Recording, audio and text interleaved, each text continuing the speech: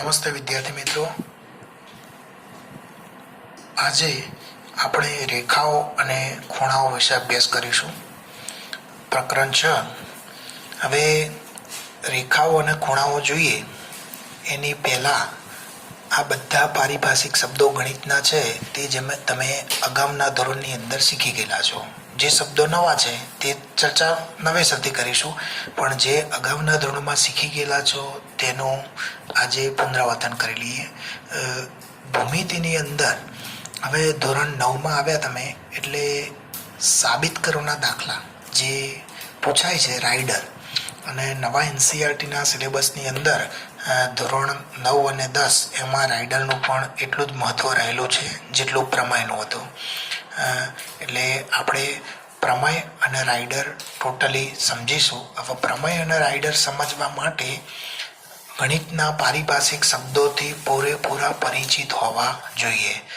Paper પણ હવે રાજ્ય સરકાર જીસીઆરટી દ્વારા આવે છે, આપણી જે એકમ કસોટી અને પ્રથમ, દ્વિતીય અને વાર્ષિક પરીક્ષા, એમાં પણ જીસીઆરટી દ્વારા પેપર આવે. એટલે એ બધા સમજશક્તિ ઉપર આધારિત હશે, અને સમજશક્તિ ઉપર આધારિત પેપરની અંદર તમારો જે તે પારિભાષિક શબ્દો ઉપરનો કોન્સેપ્ટ એટલે કે ખ્યાલ જો ક્લિયર હશે તો તમે સરળતાથી એના જવાબ આપી શકશો.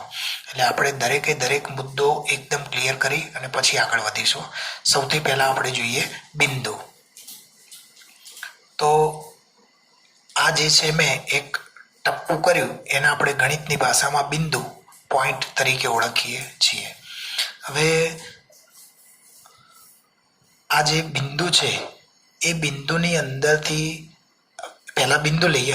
હવે પછી આપણે રેખાખંડ સમજીએ. તો દાખલા તરીકે બિંદુ છે એનું નામ કઈ રીતે અપાય? તો આ રીતે કોઈ બી અંગ્રેજી મૂળાક્ષર કે ગ્રીક મૂળાક્ષરો, મોટાભાગે અંગ્રેજી અને ગ્રીક મૂળાક્ષરો ગણિતમાં વપરાય છે. અંગ્રેજી મૂળાક્ષરો ABCD EFG એ રીતે ટેક ઝેડ સુધી કોઈ બી વાપરી શકો, અને ગ્રીક મૂળાક્ષરો છે આલ્ફા, બીટા, ગેમા, ઈટા, ટેટા, આ બધા ગ્રીક મૂળાક્ષરોનો પણ આપણે ઉપયોગ લઈ શકીએ છીએ. હવે અહીંયા આગળ જુઓ, આ જે બિંદુ છે એ બિંદુ A છે. હવે અહીંયા આગળ તમે એના પછી બીજો મુદ્દો છે રેખાખંડ. તો જુઓ, બીજું એક બિંદુ B લઈએ, અને બિંદુ A અને બિંદુ B બેને જોડતી એક આ લીટી દોરી, જેને આપણે રેખાખંડ કહીશું. હવે પહેલા જૂના અભ્યાસક્રમની અંદર ગણ વિશે પરિચય મેળવવાનો આવતો હતો, ગણનું ચેપ્ટર જ આવતું હતું, આખું ગણ પરિચય. પણ નવા અભ્યાસક્રમની અંદર એનસીઈઆરટીએ ધોરણ 11થી ચાલુ કર્યું છે.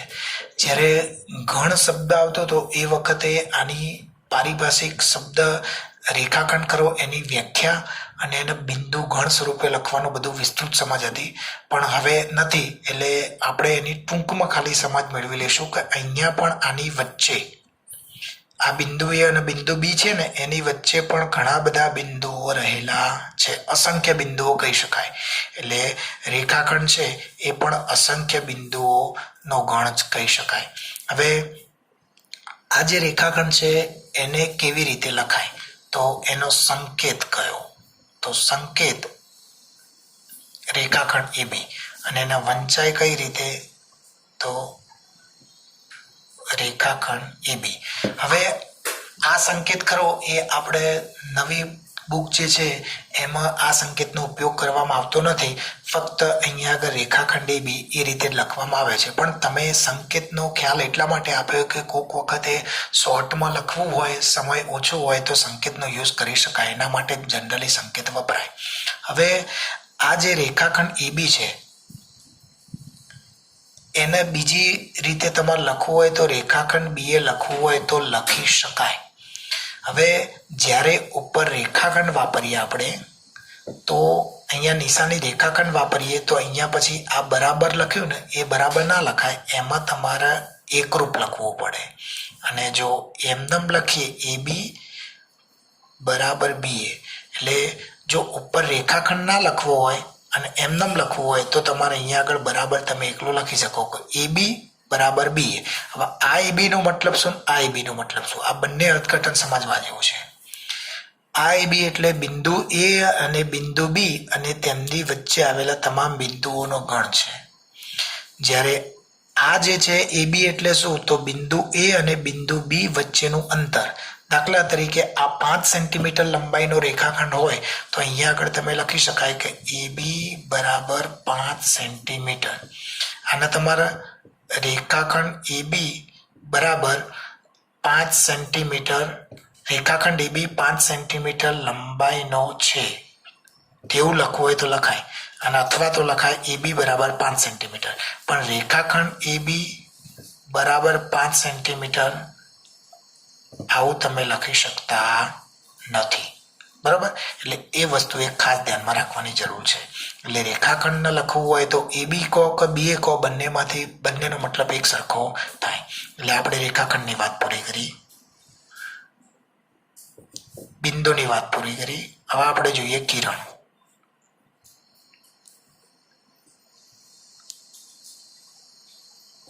હવે જુઓ, અહીંયા આગળ બિંદુ બી છે અને ત્યાંથી એ તરફ ઘણા બધા બિંદુઓ છે, અને આ જે છે આ રીતની નિશાની, તીરની નિશાનીનો મતલબ થાય કે એક તરફ અનંત છે. એટલે કિરણ છે, હવે રેખાખંડ છે એના કેટલા અંત્ય બિંદુઓ છે? તો 1 અને 1 આ 2, એટલે રેખાખંડને 2 અંત્ય બિંદુ હોય. જ્યારે કિરણ છે, કિરણનો અંત્ય બિંદુ 1 જ હોય. હવે આ જે છે એનો સંકેત કયો વપરાય? તો એને વંચાય કઈ રીતે? તો કિરણ બી. હવે મેં તમને કીધું એમ કે સંકેત હવે યુઝ બહુ ઓછો થાય છે, પણ ઘણી વખતે કેટલીક વખત આ રીતે કિરણ બી એ લખ્યું હોય. હવે તમે જેમ રેખાખંડ એ બી ના રેખાખંડ બી એ અથવા તો એ બી બરાબર બી એ તમે લખી શકો છો, એવું કિરણમાં લખી શકાય? તો કિરણ બી એ અને કિરણ એ બી આવું તમે લખી શકતા નથી. કેમ નથી લખી શકતા? કારણ કે કિરણ બી એ છે એમાં ઉદ્ભવ બિંદુ કયું થાય? આનું ઉદ્ભવ બિંદુ એટલે જે બિંદુમાંથી કિરણ નીકળતું હોય તો આનું ઉદ્ભવ બિંદુ કયું થશે? બી થશે. અને કિરણ એ બી લો તમે, તો આ જે છે આનો સંકેત શું થાય? કિરણ એ બી. એને વંચાય શું? તો કિરણ એ બી, અને એમાં ઉદ્ભવ બિંદુ કયું થાય? તો બિંદુ ઈ થશે. એટલે આ બંને અલગ અલગ વસ્તુ છે. એટલે કિરણ જે છે એની અંદર આ વસ્તુ ખાસ ધ્યાન રાખવાની કે કિરણમાં કિરણ બી એ અને કિરણ એ બી બંને અલગ અલગ થાય. એટલે એ વસ્તુ તમારે ભૂલવાની નથી. ચલો બરાબર. એટલે કિરણ પતી ગયું. હવે આપણે જોઈએ ખૂણા.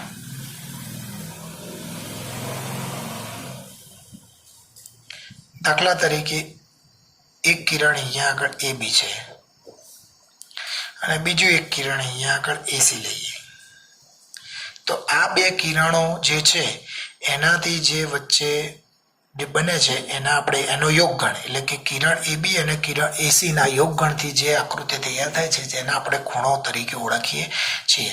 હવે અહીંયા આગળ આ જે ખૂણો છે, હવે એ બી તમને કહી દઉં કે યોગગણ શબ્દ અહીંયા આગળથી ગણ વાળું નીકળી ગયું છે, એટલે આપણે એના વિશે બહુ ચર્ચા કરીશું નહીં. આ ફક્ત એટલું આપણે સમજીએ કે બે કિરણો છે એ બે કિરણોથી ખૂણો તૈયાર થાય. હવે આ જે ખૂણો તૈયાર થાય એની અંદર તમે જુઓ તો એ ખૂણાનું શિરોબિંદુ કયું કહેવાય? તો એ કહેવાય. પછી ભુજ કયા કહેવાય? તો બે ભુજ છે, એક કિરણ એસી અને બીજું કિરણ એ બી. આ બે ભુજ કહેવાય, અથવા તો કિરણ પણ કહેવાય ને ભુજ પણ કહેવાય. શિરોબિંદુ કયું થશે? એ થશે. હવે આના સંકેત કયો? તો ખૂણો સી એ બી, એને વંચાય શું? ખૂણો સી એ બી. હવે કેટલીક વખતે આવો સંકેત વપરાય છે, માપ ખૂણો સી એ બી. માપ એમ એટલે શું?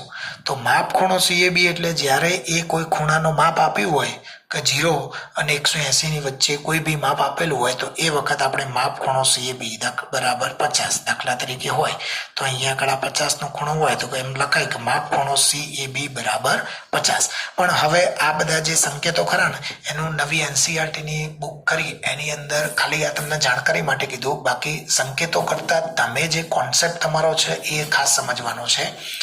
આ ખાલી ફક્ત આજે પ્રાથમિક સમજ આપવી હતી એટલા માટે આપણે આની ચર્ચા કરી છે. હવે અહીંયા આગળ આ જે ખૂણો CAB છે એને તમે બીજી રીતે લખવું હોય તો કઈ રીતે લખી શકાય? તો એના આપણે બરાબર BAC લખવું હોય, BAC લખવું હોય તો પણ તમે લખી શકો છો. અથવા તો ત્રીજી કઈ રીતે લખાય? એકલો ખૂણો એ લખવો હોય તો પણ લખી શકાય છે. એટલે આ ત્રણેય રીતે તમે લખી શકો. એના માટે શિરોબિંદુ એ આવે અને ભુજ પણ આવે, એમાં કોઈ ફેરફાર થાય નહીં. હવે આગળ જોઈએ.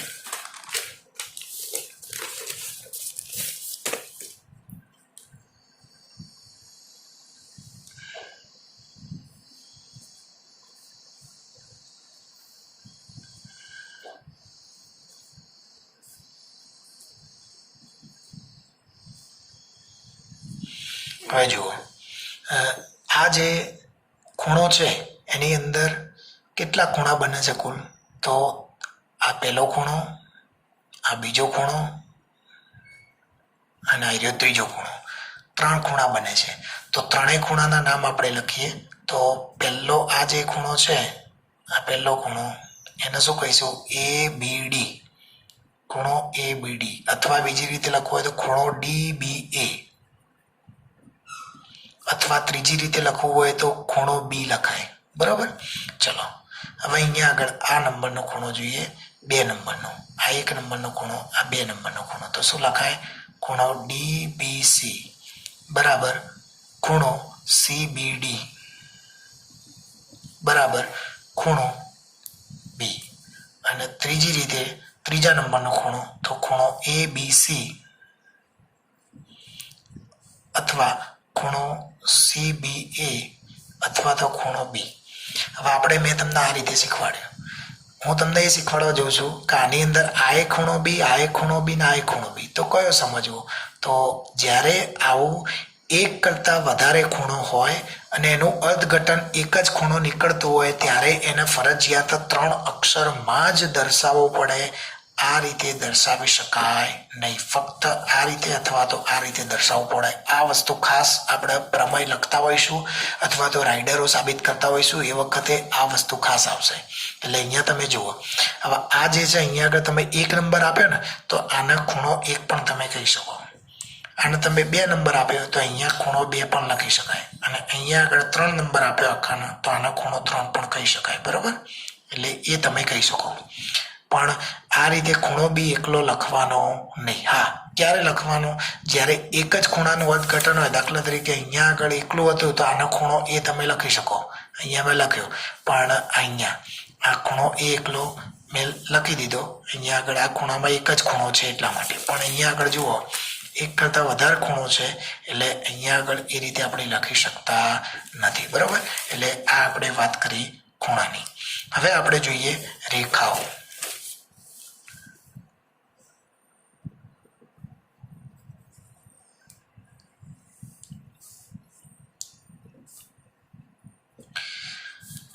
રેખા જે છે એ રેખાઓની પૂર્વધારણા પણ આપણે જોવાની છે, પ્રમેયો જોવાના છે. પૂર્વધારણા કોને કહેવાય, પ્રમેય કોને કહેવાય, એની ચર્ચા આપણે હવે પછીના વિડીયોમાં કરીશું. પહેલા ખાલી અહીંયા રેખાઓનું આ જે સંકેતો ને એ બધા સમજી લઈએ. હવે આ જે છે રેખાઓ, તો રેખાઓ આ જે રેખા છે તો રેખાનો સંકેત કયો થાય? તો આ રીતે એનો વંચાય શું? તો રેખા AB. હવે આને બીજી રીતે લખવું હોય તો રેખા BA પણ લખી શકાય. અને એના વંચાઈ આ રીતે રેખા B. રેખા AB કહો કે રેખા BA કહો, એનું અર્થઘટન કોઈ ફેરફાર થતો નથી. હવે રેખાના કેટલા અંત્યબિંદુ હોય? તો કોઈ અંત્યબિંદુ હોય નહીં, શૂન્ય. કારણ કે એ બંને તરફ કેવી છે? તીરની નિશાની છે ને, એટલે અનંત સુધી લંબાયેલી છે. એટલે રેખાના કોઈ અંત્યબિંદુ હોતા નથી. એટલે હવે આપણે અહીંયા આગળ રેખાઓ પણ જોઈ લીધું. આપણે બિંદુ, રેખાખંડ, કિરણ, ખૂણા અને રેખાઓ સમજ્યા. હવે આ શબ્દો સમજી લઈશું. હવે સમરેખ બિંદુ અને અસમરેખ બિંદુ કોને કહેવાય? તો જુઓ,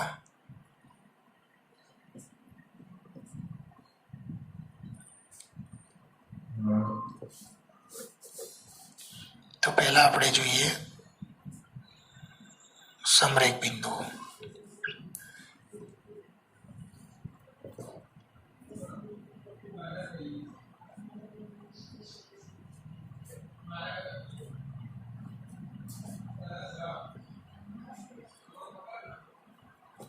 હવે જુઓ, સમરેખ બિંદુ એટલે જે બિંદુઓ એક જ રેખા પર આવેલા હોય તે બિંદુને સમરેખ બિંદુઓ કહેવાય.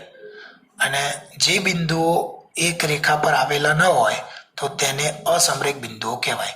એટલે જુઓ, અહીંયા આગળ બિંદુ A, B, C અને D આ બિંદુઓ એક જ રેખા ઉપર આવેલા છે. એક જ રેખા ઉપર આવેલા છે એટલા માટે એને સમરેખ બિંદુઓ કહીશું. પણ જુઓ, બિંદુ A, B અને G એ એક જ રેખા ઉપર આવેલા નથી એટલે એના આપણે અસમરેખ બિંદુઓ કહીશું. એટલે સમરેખ બિંદુઓની વ્યાખ્યા શું? તો એક જ રેખા પર આવેલા બિંદુઓને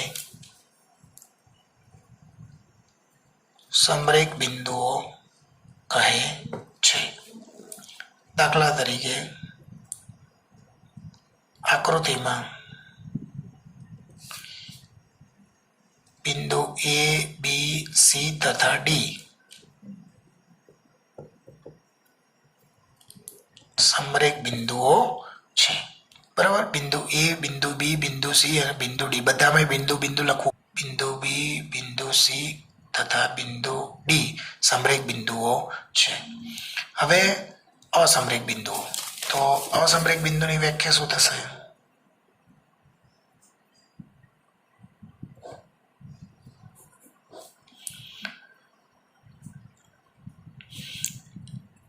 એક જ રેખા પર આવેલા ન હોય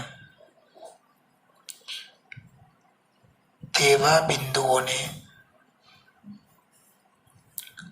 અસમરેખ બિંદુઓ કહે છે.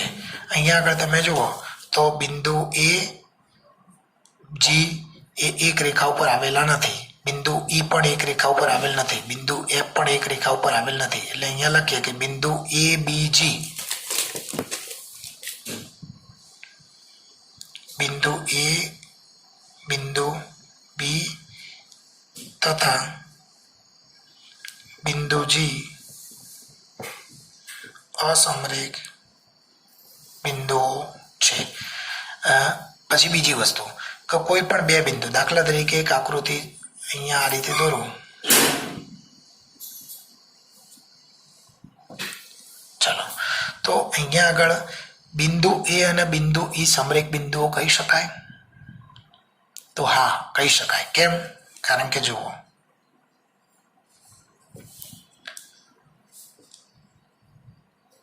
બિંદુ A તથા બિંદુ E સમરેખ બિંદુઓ છે. ચલો અહીંયા જુઓ, બીજું બિંદુ A તથા બિંદુ D સમરેખ બિંદુઓ છે. પરંતુ જો બિંદુ A તથા બિંદુ E તથા અહીંયા બિંદુ A, બિંદુ E તથા બિંદુ D અસમરેખ બિંદુઓ છે. ખ્યાલ આવ્યો? કારણ કે અહીંયા મેં અસમરેખ શબ્દ વાપર્યો. કેમ? કારણ કે A, D અને E ત્રણેય બિંદુથી એક રેખા નિશ્ચિત થતી નથી. એટલે આ વસ્તુ ખાસ ધ્યાનમાં રાખવી. હવે આપણે કાટકોણ, ગુરુકોણ, લઘુકોણ, સરળ કોણ, વિપરીત કોણ, કોટી કોણ, પૂરક કોણ અને આસન કોણ આ જે મુદ્દા છે એ આપણે પછીના વિડીયોમાં જોઈશું.